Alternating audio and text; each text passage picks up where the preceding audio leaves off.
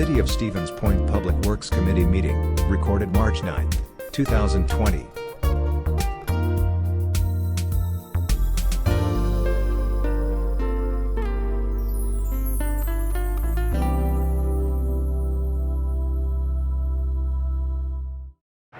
Call the Board of Public Works meeting to order. I have 6:10. Roll call shows. Has anybody seen Alder Morrow? Oh, there's Alder Morrow. I've seen him. All present. So we will continue with our agenda. Our first item is our director's report, which talks about sidewalk continuation, TAP grant, and multimodal local supplement grant.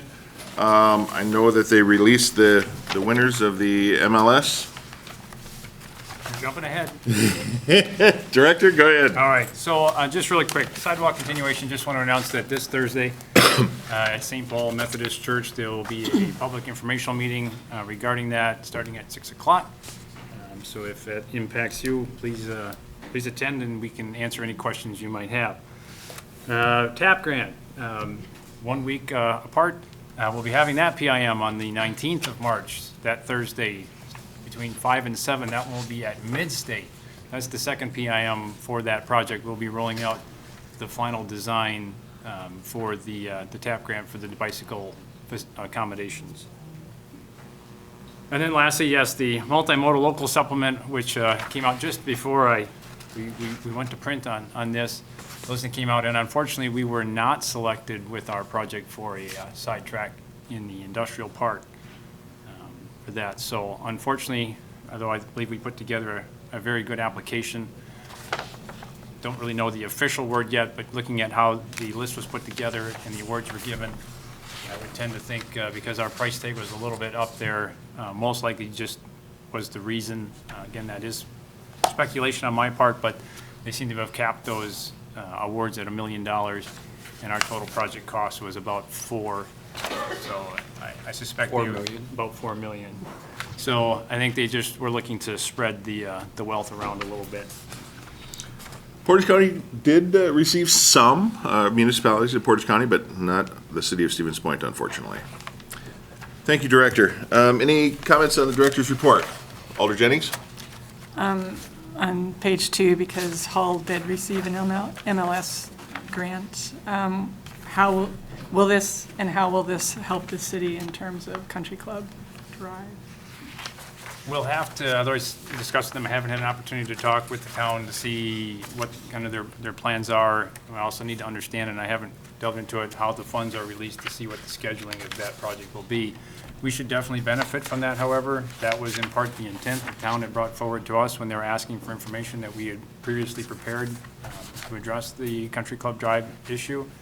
So we should definitely benefit from that. Thank you.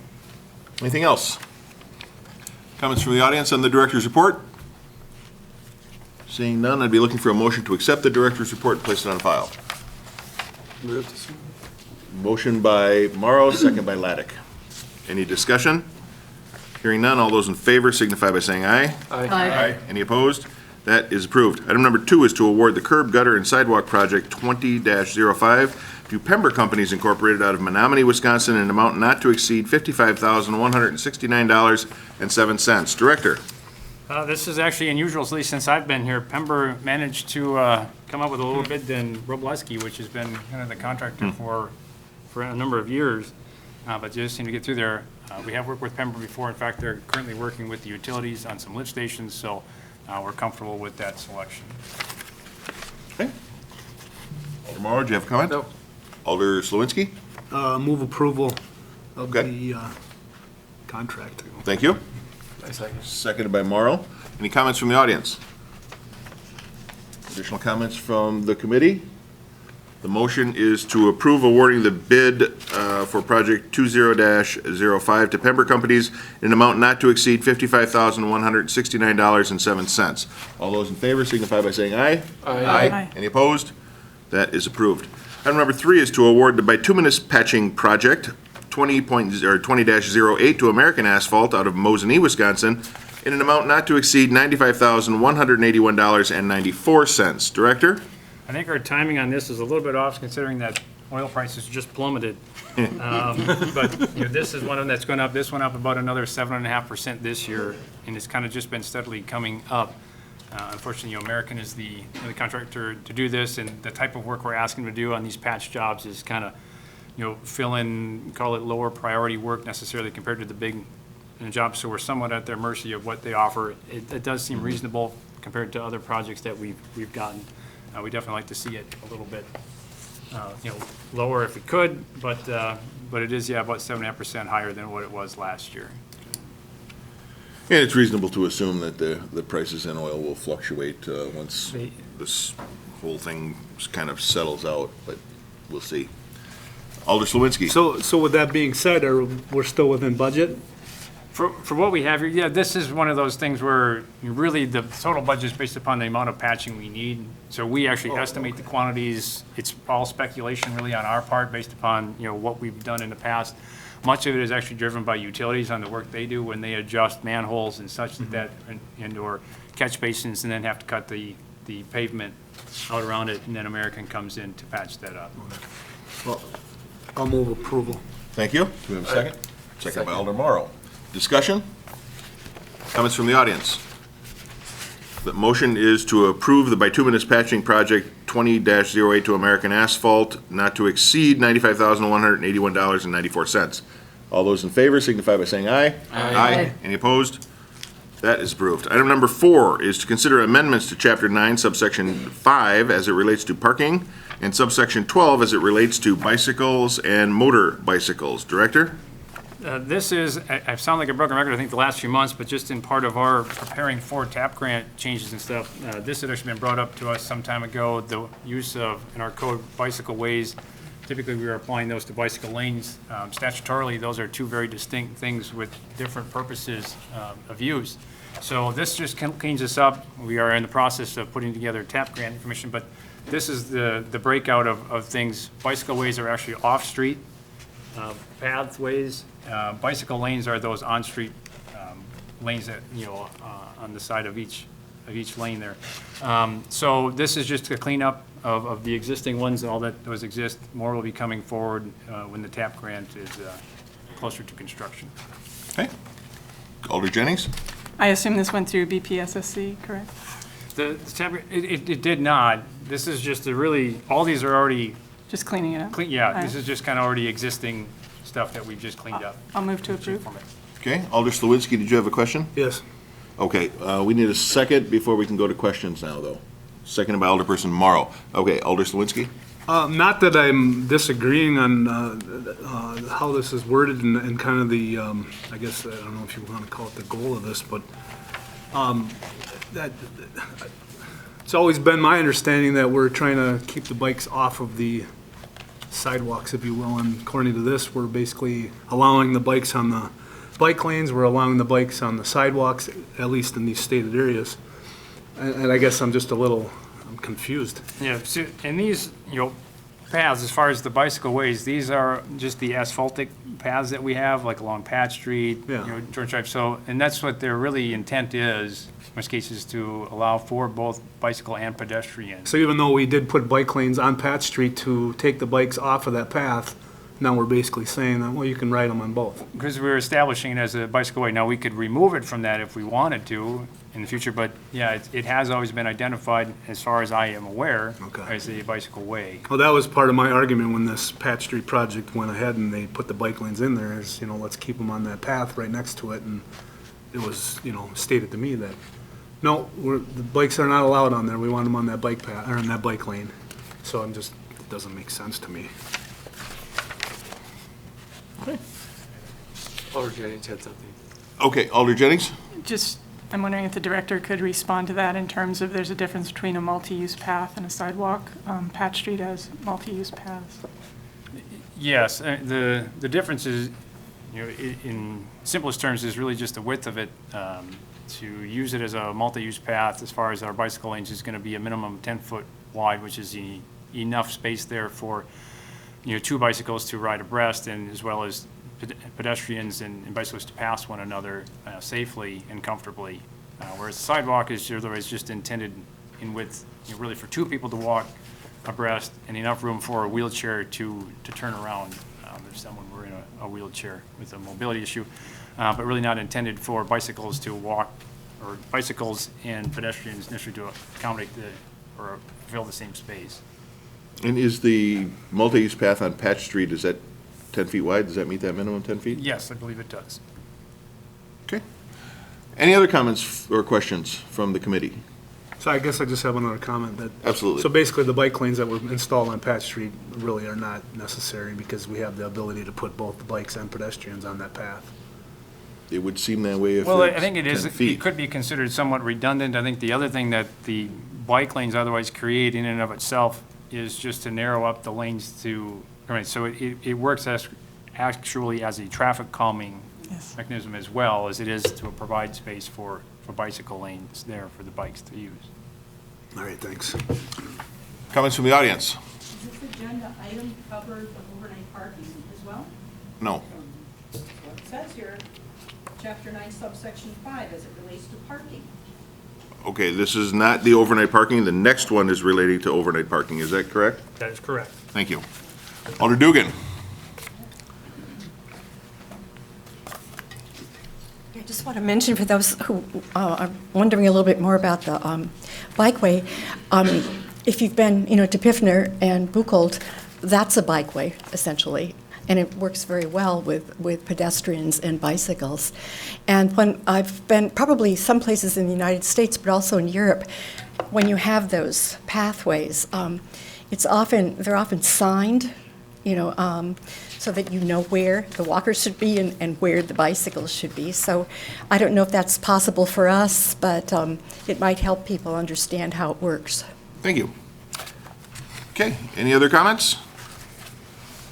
Hearing none, all those in favor of the motion, we do have a motion in a second, right? Yes, we do. Yes. All those in favor of the motion signify by saying aye. Aye. Any opposed? No, Alder Slawinski? sorry. And that is approved. Item number 5 is to consider an amendment to Chapter 9, subsection 05, as it relates to parking by permit. Ma'am, this is your overnight parking amendment proposal. Director, do you have anything you want to add on this? What I do have is this came from Alder Dalton. The actual wording here, staff hasn't had much time to look at. It came in otherwise just late last week before this came out. I had responded on what was previously submitted to Alder Dalton and identifying that from the engineering public works position that I just don't otherwise support this. But there are maybe some specifics here that I think even Assistant Chief Zenner will comment on Okay. as well. Alder Dalton, where is she? There she is back there. Sorry, I don't have my glasses on. It's confusing to do this. Alder Dalton, you want to give us maybe a little logic behind it and your thought process? Alder Johnson and I have been working on this, and it's not substantially different from what was presented in October. The biggest alteration was another point we had previously discussed with the police department, which is referencing one-way streets. So Church Street is an example where you can park on one side and the other side is prohibited. Our previous proposal would have allowed cars to continuously park night after night on one side. And this proposal has removed that option. So on odd nights, you can park on the odd side of the street, but on the even nights, there would be no parking. And so one of the things that helps, I know we had some discussion that this primarily affects the city core where there is denser lots and is often not as much parking or maybe more guest parking that is being utilized, and allowing, that would just basically require the cars to continue moving. And so you could park on a side street that is maybe adjacent, but then not continually parking. We have been continuing to be supportive of this proposal. While we respect the concerns of the street department, there's already cars on the street. And so while this may incrementally increase the amount of cars parked on the street, the idea being that by maintaining an alternate side, that the street crews could adjust as they do in many other communities to only, taking care of half the street and then knowing predictably that cars will be on the opposite side of the street the next night and coming through and dealing with issues that way. So happy to continue to answer some concerns. In the language as presented, the third bullet point that reads this section should apply between midnight and 6 a.m. Was an oversight that is already in language in the ordinance section. So I would offer a friendly amendment to the board to strike that from that language, the third bullet point. Okay. That's all I have for now. And Alder, as long as you're up there, I know this Yeah. affects not only the streets department, but the police department, and has the city attorney seen this before the submission, what was that? Yeah. Friday? Yeah. So you've discussed it with the police department, streets department, Yeah, city it's not attorney? substantially different from what was in October and what was submitted, and it was submitted last week to people, so, including the attorney. All right, thank you. Yeah, I guess that's all I have for now. All right, Alder Nabel.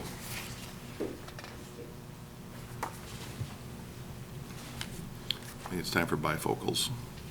I know, it's hard. See, you don't have my glasses. Thank I you. can't read this. Alder Nabel, Cindy Nabel, on Phillips Street. I was just wondering, when it says by permit, so is this still going to be a charge? That's what it looks like. That's what it looks like It to says me. by permit, we haven't changed the permit fees. So that's why I wanted to make sure, because it sounds like the other, they're thinking no permit will be permittable, maybe they're thinking, but it says overnight parking by permit, so there would be a charge, correct? As it currently stands, there is a charge for permits, so yes. So that's what this is saying also. Yes, that's my understanding. Okay, thank you. Alder Jennings? Yeah, council already approved a parking authority or a quasi-parking authority that is interdepartmental collaboration and a process by which any changes to parking will be vetted through staff. They are setting up a protocol for that, and then the decision will come back to committee and council for approval. This coming forward is, once again, bypassing the process that council has agreed to. Staff has said they have not vetted this, and I'm ready to make a motion unless we want to continue discussing. I think there were a few other people that had their hands up, so I think we should probably go through that at first. Alder Morrow? Yes, I heard the director state that the police department had an issue with the ordinance as well. And if, I'd like to hear what that issue was, please. Chief Center, I'd ask you to voice concerns as it relates to the police department.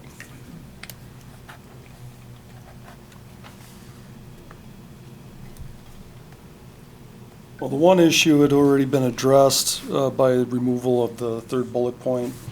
And speaking also with Scott Badoon earlier, would like to take a little bit more time looking at it. I didn't understand what we were talking about with a permit style right now.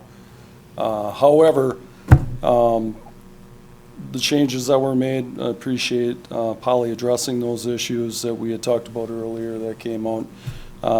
Just to be clear, police department would be opposed to adding more vehicles parked on the street, just in principle on that. So it's certainly the way it's presented would be more agreeable if we choose to go in that direction, but it would be better to study it a little bit further, in particular with a bullet point being removed. Thank you, at Chief. this point tonight. And we'll have you stick around just in case there's other questions. Any other comments from the audience? Start with President Johnson.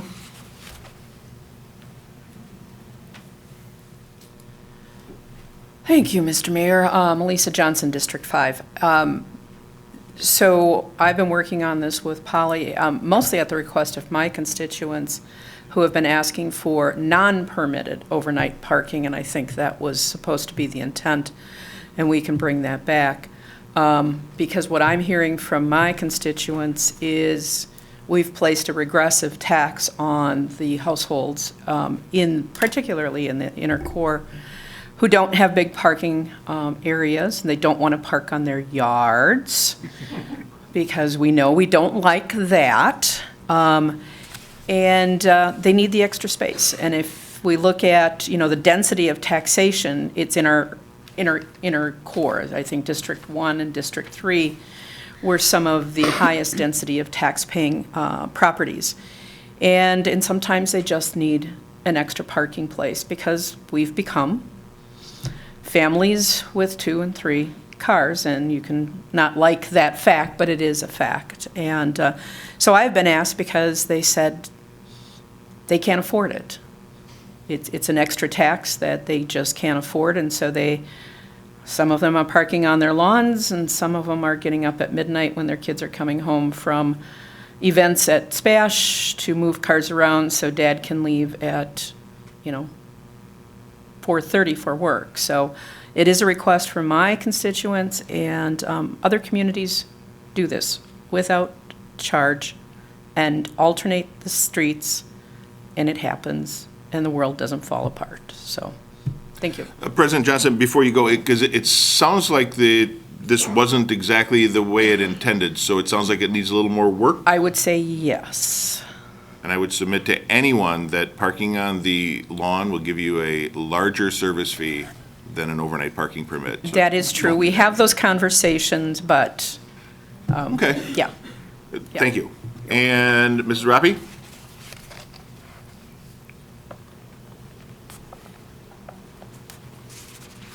Nancy Roppy, 925 Smith Street in District 1. I can't believe we're back here for what, the third time, considering yet again this ill-conceived overnight parking change. Clearly, you've tuned out to my many valid concerns, but maybe you'll listen to Wausau city officials. Both Channel 7 and Channel 9 broadcast reports in December listing the problems Wausau is having with their overnight parking.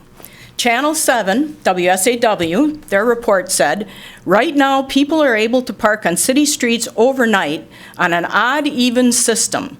But the city is looking to change that with an ordinance to ban parking on the street from 2:30 a.m. to 6:30 a.m. It is inconvenient to have to move your car off the street every night, but the city says when it can't plow its set route, the whole street becomes unsafe. Right now, we're looking at a street that's, and this was with pictures in this report.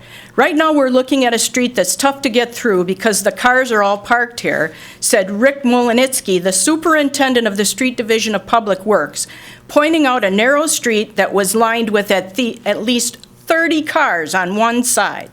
Molinitsky says the city has a specific plow route designed to make sure everything gets cleared. But when they run into a street with too many cars, they won't plow it or treat it. If they're parked on both sides of the road, we won't even attempt it, he said. If a plow driver hits a car, it counts against his or her license. And he says it's not even worth a slight risk. The big plows don't always fit through narrow streets, especially with cars in the way. And when they have to come back and try again, it could end up being tedious for neighbors. The adjacent neighbor would get that because that's where the snow would end up. He says they end up dumping more snow in people's already cleared driveways. He goes on to say some apartment buildings force residents to park on the street. But at the end of the day, he said, it's about keeping everyone using the road safely. There's a school right down from us, and there's a main street right over here that our operator said could not plow or get material down to de-ice it. Channel 9, their report said, the ordinance is being sent back to the Capital Improvements and Street Maintenance Committee to be discussed at their June meeting. Eric Lindman, Director of Public Works and Utilities, said, we'll have some different conversations. We'll talk to some different communities on what they do, both larger, maybe smaller, and see how things are working out for them. When roads are covered in thick winter snow, drivers want them cleared as soon as possible. However, it's apparently been tough for crews to get by when cars are parked in the street overnight.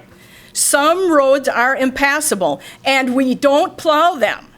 Then the car gets moved, and the residents will call and ask why their road isn't plowed, said Chad Abel, City Street Maintenance Supervisor. We have tried to sneak through cars, and on occasion, we have hit them. He showed News 9 an example of a car that was covered in snow that Abel said has been parked in the same spot for the last 3 snowstorms. Okay, so that was what the news reported. So are we going to learn from Wausau's bad experience, or are we going to plow full speed ahead? Raise your hand if you spoke with or communicated with Mr. Lindman. Ma'am, Didn't think so. Are you about done? We've Yeah, got 4 I'm minutes almost here. done. Thank you. I didn't think so. So much for doing due diligence. What makes you think we won't encounter the same problems Wausau is currently dealing with? Now, the last time I was here, I had a list of 18 questions, and Mayor Wiesa asked for an opportunity to answer those questions, and he did, but unfortunately was a litany of mostly non-answers, although he did confirm that if you allow this, motorhomes and semis could park on the street overnight, and that, for me, is a huge problem. I'll try to wrap this up. A couple of weeks ago, the plow came through my neighborhood and removed the snowbanks. Tell me how that will be possible if vehicles are parked in front of my house overnight. And they will be, because in Smith Street, there's only parking on one side of the street. I believe this proposal will negatively impact my neighborhood and my property in particular. I called and spoke with a very respected, successful realtor in Stevens Point. He told me, and this is a quote, "Nancy, fight that tooth and nail. If that goes through, your property's value is going to take a huge hit. Potential buyers drive by during the day and see cars parked there all day. They'll drive by in the evening and see cars parked there all night. If your neighbor parks his motorhome in front of your house, buyers will never consider making an offer to buy your home." So if you've decided not to listen to me, at least listen to the experts and vote this down once and for all. Thank you. I want to point out that the ordinance as proposed would not allow parking on an existing no parking side of the street. So in a case where there's only parking allowed on one side, this would not permit someone to park in a no parking zone on the other night. So it would be no parking continually, and on the whatever even or odd numbered, whatever the case may be, you would only be able to park there on one that night. Okay. Anyone else wishing to speak on this? Yes, sir.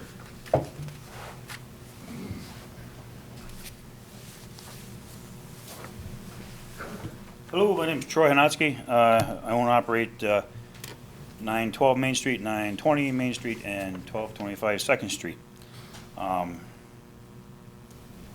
ordinance, as we had saw written and we heard, there's amendments going to the midnight hour to striking that line. That's good, because there'd be a lot of problems with that one, with a lot of late night retailers and residents in town as well. So since that midnight hour is now off the books, I'm not going to continue that conversation.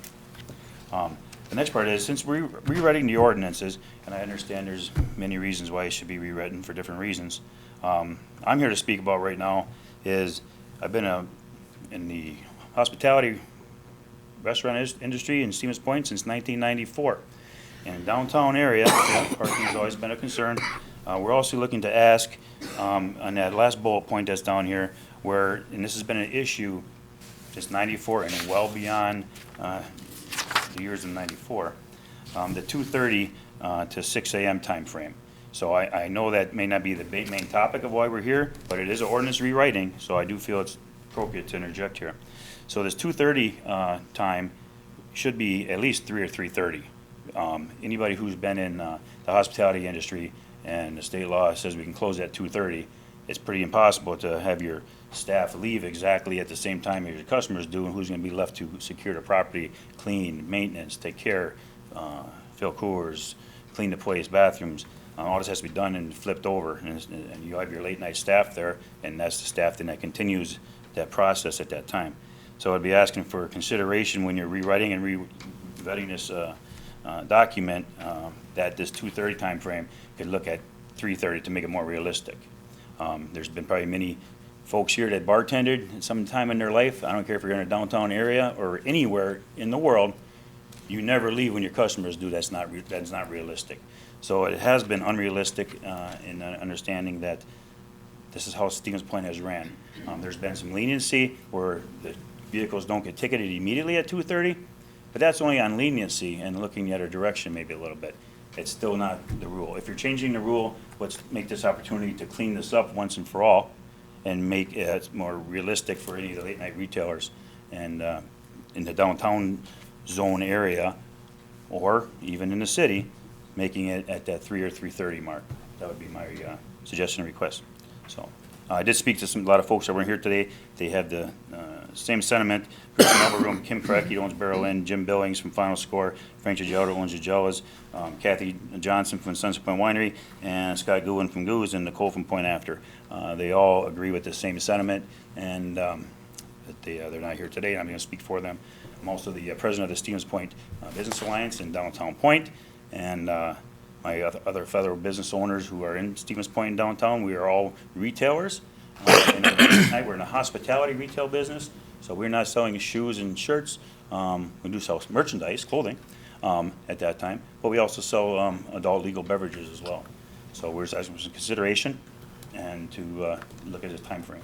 Troy, as president of the Downtown Point and Stevens Point Alliance, because some of this, I mean, we've got bullet points here that directly relate to downtown, was there any consultation by anyone in regards to this proposed change? No one spoke with us, no. Okay. Would it be possible, if necessary, to have someone meet with the Downtown Point Alliance to discuss the potential changes when this comes back? Yeah. So I just became aware of this just the other day myself, and just now get my kick at the cat here and saying this is a good time to change something. If we're going to clean it up, let's clean it up for real. Okay, and there was recently a survey done from the business owners too in regards to parking, right? We did do a business survey, yes. Would that be appropriate then to share with staff and the alders? I have a copy of it. Yeah, oh, definitely, sure. Okay, thank you. Anyone else wishing to make comments? In the back?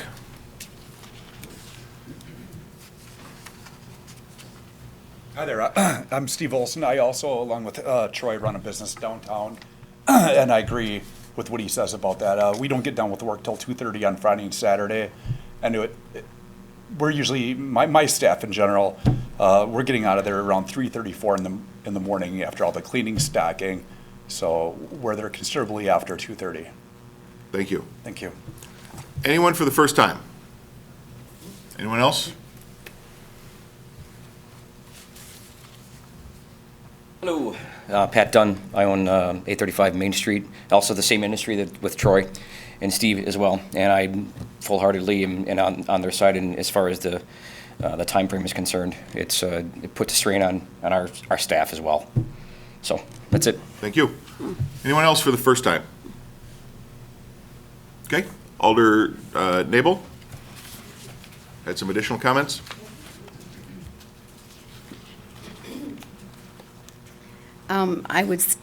Alder Nabel, District 3, sorry. I have talked to a lot of the residents in my district also, District 3, which is where it's tight and people don't have a lot of parking spaces, but even those people still would prefer seeing a parking permit so that it didn't increase the amount of people parking overnight. So, and I'm one of those people. I always have to pay when I have family. I'd prefer doing that because you have to look at the overall effect of the whole city. And there's many people that really, it affects a few people that they maybe have to jog the cars around. I have to do that too. But I don't think that I should have to make everybody else pay for because I have the short driveway. So it's what it is, and it hasn't made me move for 40 years. So I just feel that we need if we're going to have overnight parking, then we have it by permit where it's paid, and it's a reasonable fee, and it doesn't then get where all of a sudden you've got tons of people parking at night, and then they can't plow as well. And I've seen the difference without us having parking at all anymore on my street because no one's using the kiosks, and I can't believe how wide our street is now. So they really are right about how narrow it gets. When there's cars there, you barely get one lane. And then it's ice and thick ice the whole winter long. So I really think, I understand it'd be nice to be able to do that for people, and it makes it hard, but it can't be just a few. If there's even 100 people compared to thousands of people that it wouldn't that don't need that extra parking. I don't think we should change something for the small amount. I just don't think that's right to do when it will cause a lot of problems for the streets department and for also safety of cars and breaking in. And other cities are having huge problems with break-ins in of the cars. It's even easier when it's on the street. Thank you. Thank you. Now, I know Alder Jennings said she was prepared with a motion, but I am going to just take a moment to recommend, because it's pretty clear that I don't think we're ready to consider this yet. Some of the authors have even said that they needed a little more time. We need time to get PD involved, Public Works involved. These people should have been consulted during this process. It sounds like the Downtown Point Alliance would like to be involved a little bit too. So I would recommend one of two things. One, taking no action, or two, just officially referring it back to committee and allow Alder Dalton, President Johnson, to work with staff, including the city attorney, the police department, streets department, the Stevens Point Alliance, to come back with a revision at a later date. That, of course, is up to you. Alder Jennings, you have the floor. Well, I think the second of those two aligns with my thinking, but again, I just want to reiterate that this council approved a process, and this violates that process. So in future, this needs to follow what has already been approved, that it goes to staff. Staff has the time to vet it, and then staff comes back with their recommendations. So the entire process has been violated. I agree that staff needs to be brought in on these things much sooner. It avoids confusion like this. Well, it's more than that. They are setting up a set of criteria to make these decisions, and they In this haven't- case, yes. In all cases, that's what the parking authority, quasi-parking authority was intended to do. So they still need, I believe, correct me if I'm wrong, Director Badoon, but you're still working on that sort of set of decisions for consistency's sake. Correct. So Yeah, this we isn't just met with- subjective, yes, just with ad hoc Assistant decisions. Chief Rotier and Lieutenant Williams last week to try to put some final touches on things that we were ready. And I guess just a quick overview then too is that the process would be part of that communication, which is the Police Department, Economic Development, and Public Works to all have an opportunity to comment on these things before they come here.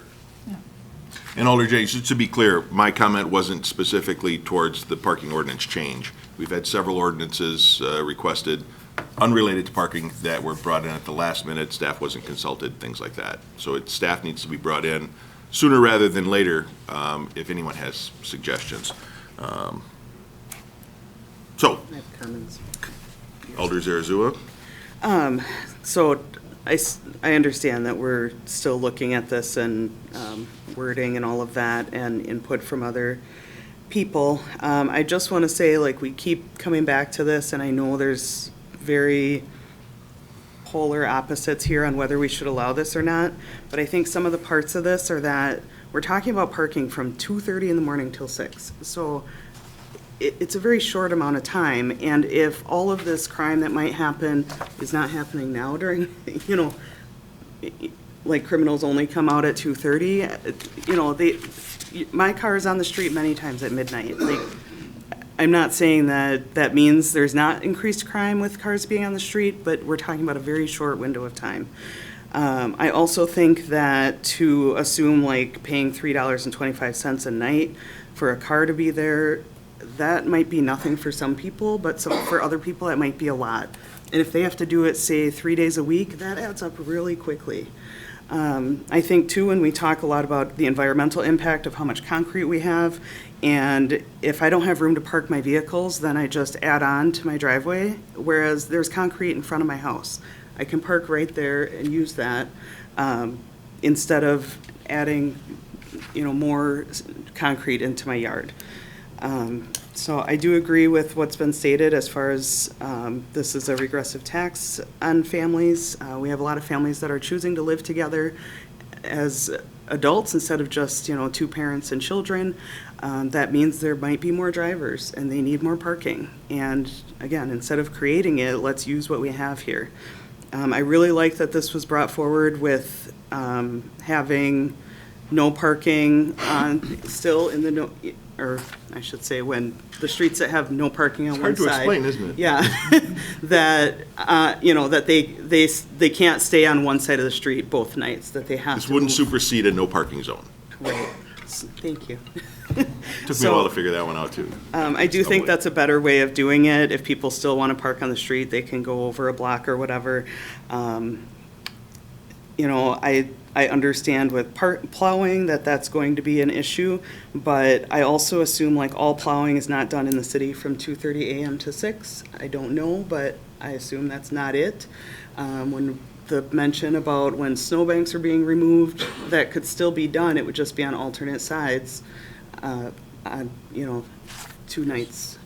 So I just think there's a lot of different ways to address this problem, and I feel like if we just look at it as, no, we can't do it, it's really not fair to all the people that are requesting this change. Thank you. And Alder Jennings, I think we cut you off. I would certainly be willing to entertain a motion to refer back to staff as per policy. Oh, Sean, or, sorry. Alder Morrow, you have a comment? Doesn't the city have an ordinance to, like, if there is a big snowstorm, that people have to get the? It's not an ordinance. We have the authority to declare a snow emergency, which is really just prohibiting parking on any streets, and that would still be in effect. Okay. Alder Jennings? Just in reply to the comments made about parking on the street, my concern is the process. It's not to say that that won't be the outcome. It may agree with that, but at least it will be done and vetted thoroughly by all departments. So it's not denying that as a possibility. It's just to say that this is the process we agreed to, and we're going to be faithful to that process. So I'd like to move to deny the amendment as it relates to parking by permit, and I assume that the alders will take this to staff and go through those channels. That is appropriate. Is there a second to that motion? I have a question. If it's denied, though, can it come back? Yes. Okay. But then wouldn't the motion be to, like? I'll second that. We have a second. Alder Morrow? Question I have, but wouldn't it be better to have the motion, have it go back to staff as opposed to just deny it? I would agree with that. I'll defer to the city attorney. If it's denied, there has to be some substantive change. You can't bring it back in its same form. And again, I would defer to the city attorney on that, but I believe that motion that's on the floor would be appropriate. I think it may be more appropriate to have a motion just to refer it back to staff rather than an outright denial, but I would ask the city attorney to chime in.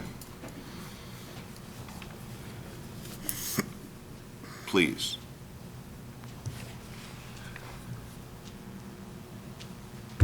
The staff can continue to work on something independent of any motion that does or doesn't happen, and moreover, this is an advisory body to the council, so if it gets voted on one way or another here, ultimately it would still only depend on what the council does next week. But, I mean, if the general consensus is to continue to look at it without taking action, then certainly it seems like a motion to deny is not the way you'd want to go. Thank you. Alder Niebel. Well, I wondered, because the language says to consider, it doesn't say and action. I wonder if that, So above, if you look, it says consideration and possible action. A motion for action would certainly be appropriate. Again, I would recommend that we just either take no action or refer back to staff as per policy, or however you want to phrase that. I'm perfectly fine with somebody revising that, but I can't make that. Somebody else has to. I mean, I'm going to withdraw my second, just for that reason. Okay, now we're getting really goofy. wait, I would ask that the alder withdraw her motion Yes. and allow someone to rephrase. I agree to that. Okay, the motion is now withdrawn. Someone now would be able to make an additional motion. Alder Morrow? I would make a motion to return the ordinance to us staff per city policy. Thank you. To be re-looked at. Perfect. Thank you. Do we have a second? Second by Alder Jennings. Discussion? Comments from the audience? Seeing none, the motion is to refer back to staff per city policy. All those in favor signify by saying aye. Aye. Any opposed? That is approved. Item number 6 is to establish the timing for Walter Street pedestrian improvements. We also got a letter, email, I think it was in an email form that went out to all the alders. Director, do you have anything to add? Just, I guess, I did write the memo, in just otherwise consideration. I think maybe Alder Kneebone can probably explain more from her constituents, kind of where this request is come from, and really what the intent is. But just looking for some direction here for myself, staff, on exactly what to do. Since the project is ready to go to bid with the sidewalk in it, so we're just trying to decide, what we need to do in order to get that on the street. Alder Kneebone, anything to add? Yeah, I actually was kind of prepared to move that we postpone the sidewalk construction part, but the only thing that will accomplish is to cost people more money. It will cost the city more money, and it will cost the residents who live on Walter Street more money, and it will postpone improvements that this council has supported for as long as I've been on the council. This is a safe route to school project. We've made a point of extending sidewalks to all the elementary schools. That's been a priority in our program. But I did want to give the residents who feel that perhaps this came out of the blue, although it has been in discussion for a while, a chance to make their feelings known. So I'm not prepared to make a motion at this point. Okay, so I think what the director's looking at is just some guidance on the timeline. Is this something we want to look at this year, next year, or 2022? The staff recommends that we do not push it any further than 2 years, but that is up to you to provide guidance. Alder Jennings?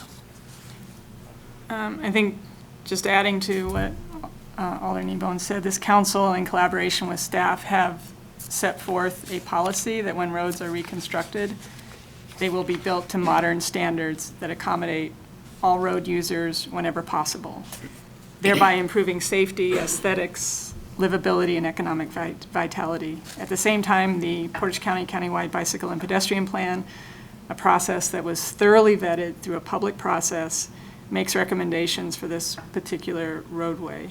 In keeping with staff recommendations, I think it should proceed as scheduled. It creates greater cost and problems in engineering when these delays are made. So I'm happy to make a motion about proceeding as, doing it now, consistent with what the director had already established. Okay, is that a motion to proceed as currently planned? Yes. I'll second that. Seconded by Alder Kneebone. And again, this is something that we talked about in the neighborhood, the bike path. It's safer on the north side. I know some of the residents feel that the bike path should be on the south side because there's so many driveways, when in reality, it's safer for a bicyclist to have fewer curb cuts, fewer driveways to have to maneuver along. It's easier for someone walking on a sidewalk to stop if they see a car start to back out, easier than for a bicyclist. So the sidewalks, that's why the sidewalks are on the south side. And I think that was the main concern of the individual that the email we sent around, Mr. Klein, thought that it was more appropriate on the south side. But I think from the safety perspective, and I think Director Badoon could answer that, I think the way it's planned, the sidewalks on the south side, the bike path on the north side is the safer route. That is correct, yes, because we want the side path, in addition to separation off the road, which is typically, minimum of 10 feet, that gets them not too far out of view from automobiles, but yet put some separation there. Path is otherwise wider. There are fewer crossings there, driveways, and other streets there, which makes it safer as well, because we need to balance out the vehicular traffic there for both private and public access points with that. So definitely for the bicyclists, this on the north side is much safer. And as you had mentioned, pedestrians operating on the south side, their ability to stop, to react to things is much, faster than on a bicycle moving, because otherwise we would probably be expecting bicycles to stop very frequently along that roadway to otherwise be safe. And, it is, as Alder Slawinski had said earlier, we're not trying to encourage bicycles on the sidewalk. So we're giving them, essentially separate accommodations on north side of there. But actually putting both in, sidewalks, paths, whichever, on both sides of roads is typically been found safer than just putting it one side. And that just helps reduce the amount of, unexpected, mid-block crossings that might always happen.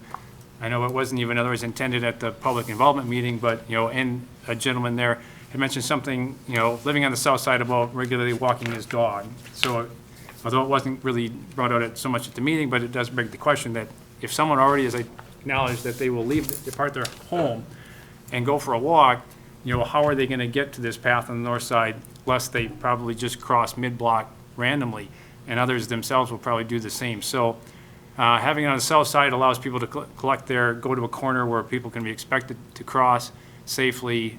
So it is just safer for everybody, even if it may be fewer people using the south side. For those fewer people using it, it's just safer. Okay, thank you. Any comments from the audience? The motion before you is to proceed with the Walter Street pedestrian improvements as planned. All those in favor signify by saying aye. Aye. Any opposed? That is approved. Item number 7 is discussion regarding safety and possible traffic controls at the intersection of 2nd Street and Maria Drive. A map with incidents from 2015 through 2019 has been provided to you. Alder Zarazua, this came at your request. I know we've been talking about this intersection for quite some time, even as far back as when I was alder of the 4th District. Is there anything you'd like to bring up at this point? So at last month's council meeting, well, ahead of that meeting, there was an email sent out from a couple of constituents who had an accident at this intersection, and have just asked us to review possibility of different kind of traffic control there. Okay. Where did Chief Zenner run off to? Chief, we're talking about 2nd Street and Maria. Were you involved in compiling this list of incidents? No, I was not. Okay. At one point, I don't remember if it was you I asked, the incident for the couple that had spoke at last month's meeting, that was due in part through someone running a stop sign. Do you remember if that was correct or not? Yes, it was, we had a moped, 2-passenger moped that was struck, and that was from what I understood, a stop, but did not yield right away. So ultimately, what that means, they stopped at the intersection and then pulled out. Okay. All right, and there was a 2-passenger moped? 2-passenger moped is what I was advised. Okay. Thank you, sir. The incidents you have before you are a variety of things. We have, Alder Zarazua and myself have talked with the owner of the establishment in the northeast corner, Final Score, and they have established a no parking zone in their parking lot for a vision triangle. The same thing happened with the property owner directly south of there, which is 2nd Street Auto. They have it painted. The one at Final Score actually has a sign that the city provided to show, indicate no parking. They had concrete tire stops installed during the non-snowing season. But I was told that they removed those to ensure better snow clearing during the winter. That allowed them to clear the sidewalk in the parking area. It's my understanding that those will be reestablished as soon as time permits and weather permits in that parking lot to make sure that the customers don't pull over past the sidewalk or get into the sidewalk area where they're not supposed to be parking anyway. I think a lot of those issues deal with enforcement. We've already spoken with the PD about providing some additional enforcement. Director, do you have any recommendations to make this intersection safer? We're still looking at that at the moment. We have for a couple of times here, even again just recently, put up some cameras to monitor that, from which we will do traffic counts I'd like to do it again as we get later into spring, as there's more pedestrian and bicycle activity for that. Ultimately, though, once we go through those, because there are warrants then yet need to be done from those traffic counts to see what it is, there is a process, and that's not initially decided by us, that comes from the federal government. They kind of outline what that process is to determine what sort of controls are put into an intersection. So we'll be running through that to see what may be appropriate for that. What it otherwise has appeared to be is some of the sight lines here, as you just mentioned, relative to the cars parked there as maybe a contributing factor. And so I think other than just making sure that there are good sight distances there, I think we just really need to go through the warrant process to see what it leads us to be. Because part of that even here is that the number of accidents, although there are a number of them on this chart that we compiled, doesn't rise to the occasion that would actually meet. One of the warrants that there is in the list is actually accidents, and the number of accidents here does not warrant any additional control. So we'll be looking at other things based on traffic patterns, because we do want to balance out the convenience to travelers as well. There's also the environmental concerns with stopped vehicles, depending upon how long, how much traffic is otherwise there. So a number of things that those warrants don't necessarily go into the details there, but it's all kind of part of how they're set up to balance those aspects of things together to kind of lead us to the direction we should go. Alder Zarzua.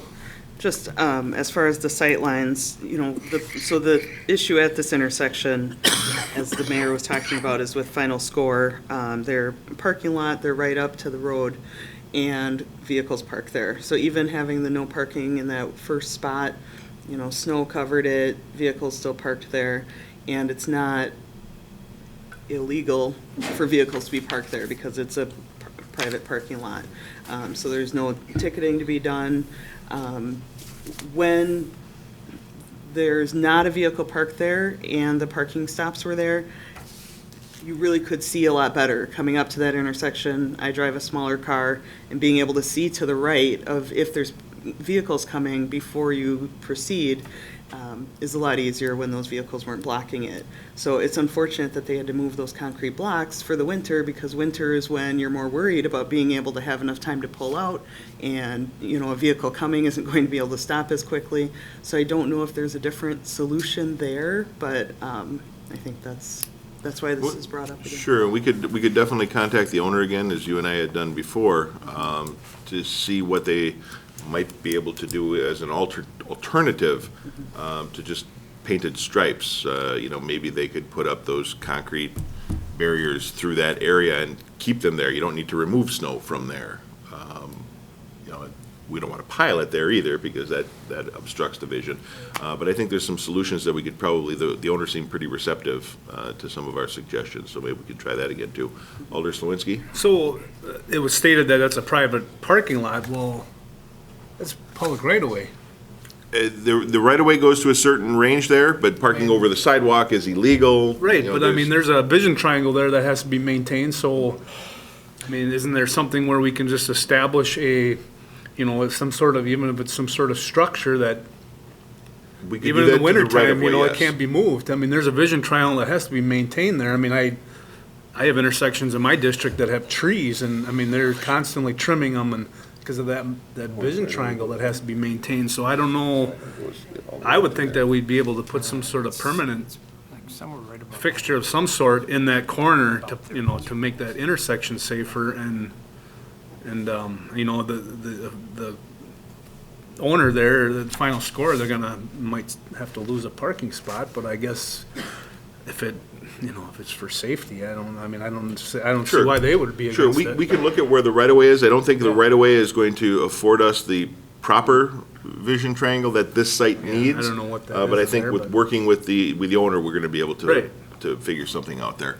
Alder Zarzua? Well, and I think that topic has come up, that because they are grandfathered in, that's why they haven't been, we can't enforce that, is my understanding. We can certainly enforce the right-of-way.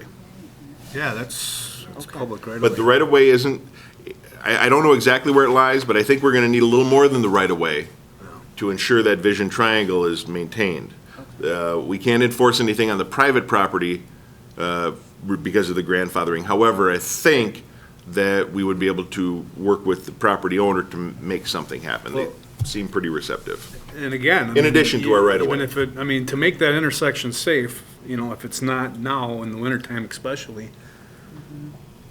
maybe it would take to maybe purchase a little more right of way, you know, if that's what it takes. That's a possibility too. I want to remind people though of what the director said, that this isn't an unsafe intersection based on the number of accidents that have I happened. guess we're just talking about making it safer. So I Yes, just think there's that's- always room for improvement.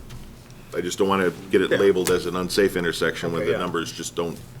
No, and that's, yeah. Any accident is unfortunate. Right. But there are a certain number of accidents that are just going to happen. Okay, comments from the audience. President Johnson.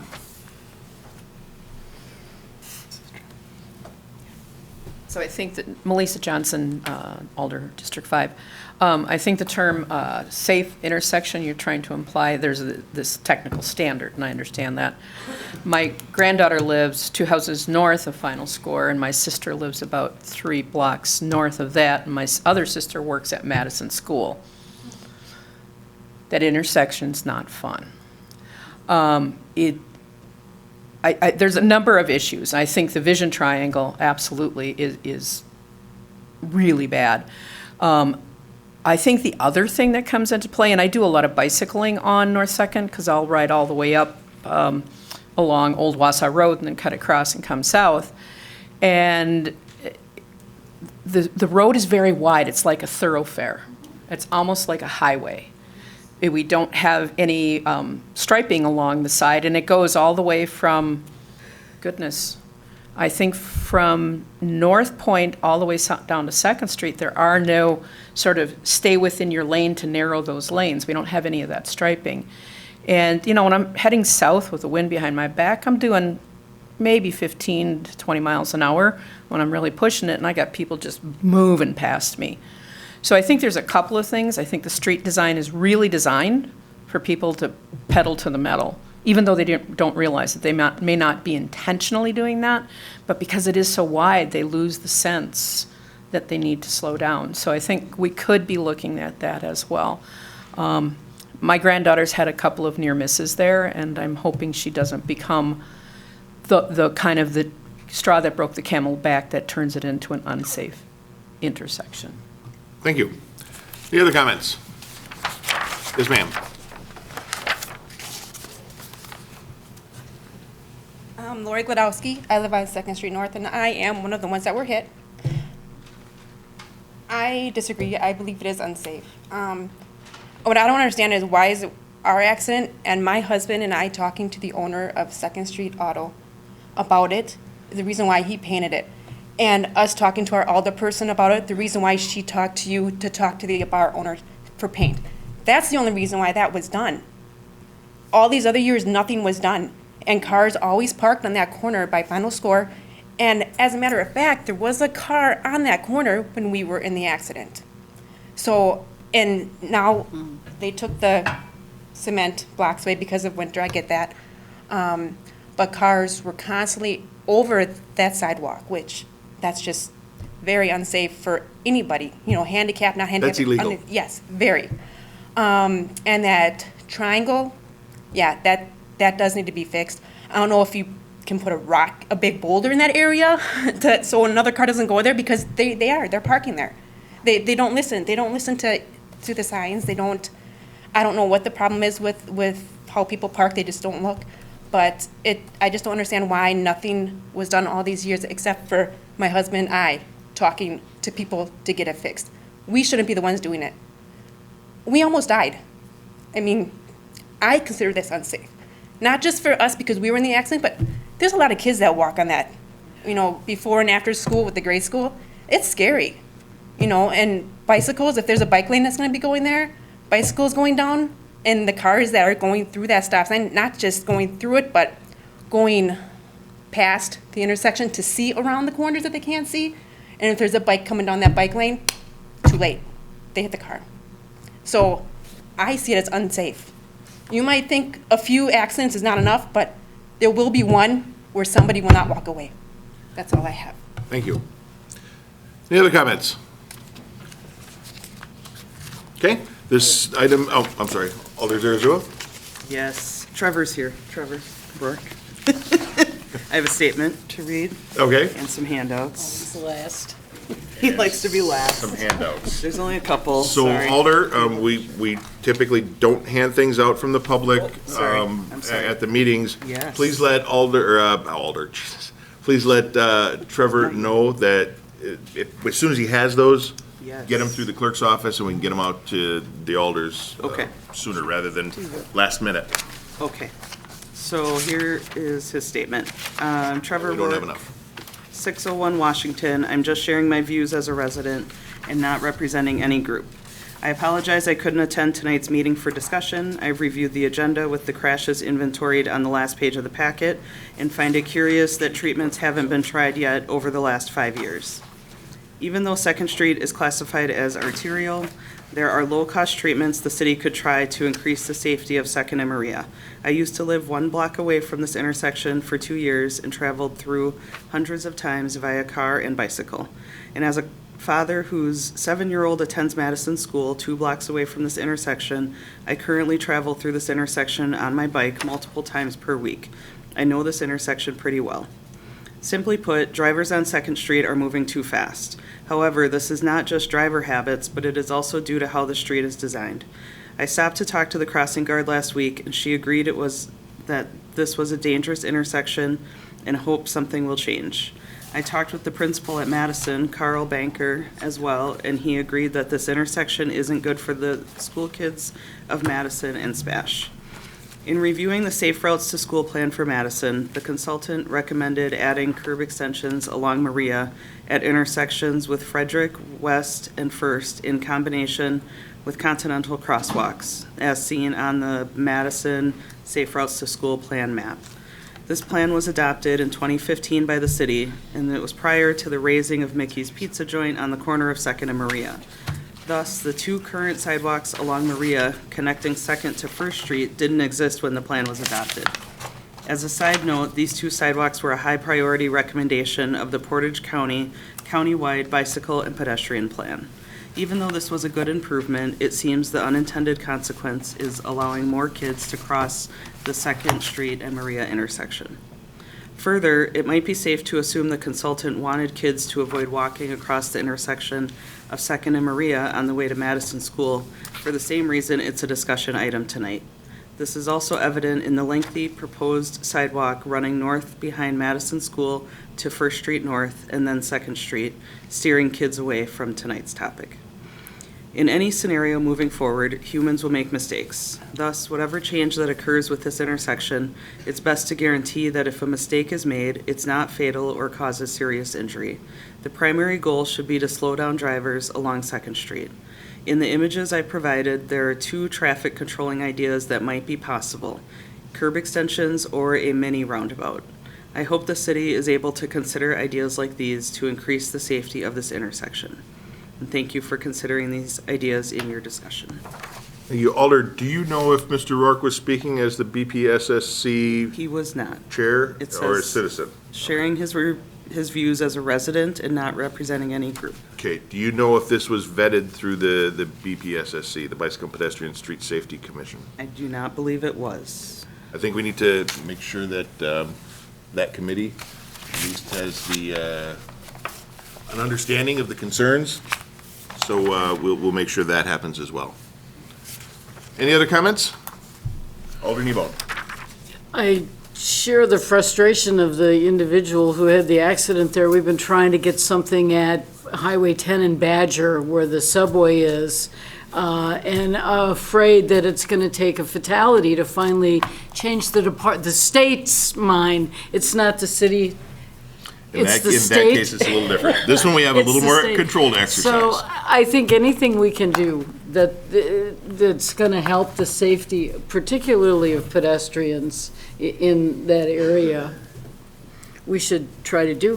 Yeah? I agree. I think there's some good ideas. I think we don't need any action on this, but I do think that we need to have another discussion with the property owner. We'll get a map showing the right-of-way, and there are immediate actions we can take within the right-of-way, and see if we can get some cooperation from the property owner to figure something out for the vision part. We already have speed data collecting going on. I think the speed would be an enforcement issue, and there are things that we can do there as well, as long as considering all of the other options that are on the table. But we have to make sure that we don't create more problems than we solve. As you and I know, the accident that we witnessed when we were out there talking to the owner happened on 2nd Street, where one of the cars on 2nd Street was at a stop and got rear-ended by another car. So stop signs aren't necessarily the solution to everything, but we'll work on it.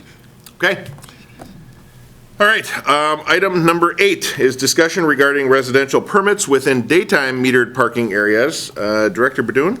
Probably should have just otherwise been an update, because that's really what it is. My wording probably wasn't very good as I wrote this out quickly, but we had talked, I think actually several times, probably since the kiosk had gone in around the university and the hospital, about the owner-occupied residence there. And I think we had talked a few months back here in regards to working towards something that would help them in that case, as well as in making it efficient for us, as well as the city side to do that. So just want to let everyone know we're about ready to test run a new permitting system through our system. We had sent some people last November. Lieutenant Williams and Lindsay McClintock had gone to some T2 training to understand the system.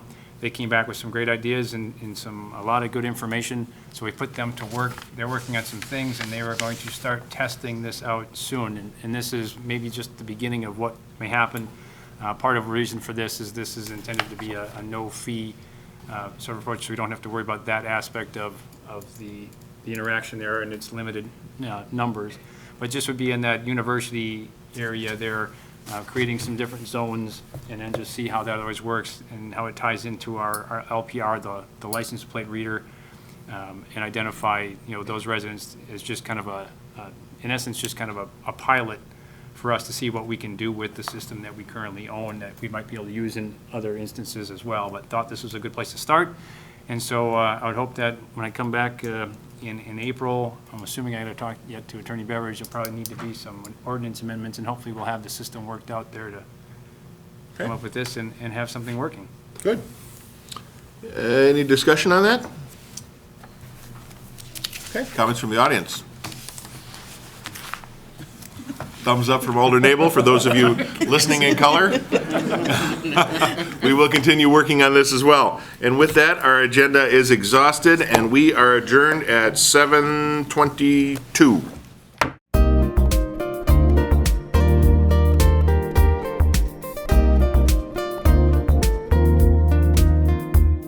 Videos of these meetings are available for viewing on the city's website, stevenspoint.com/videos.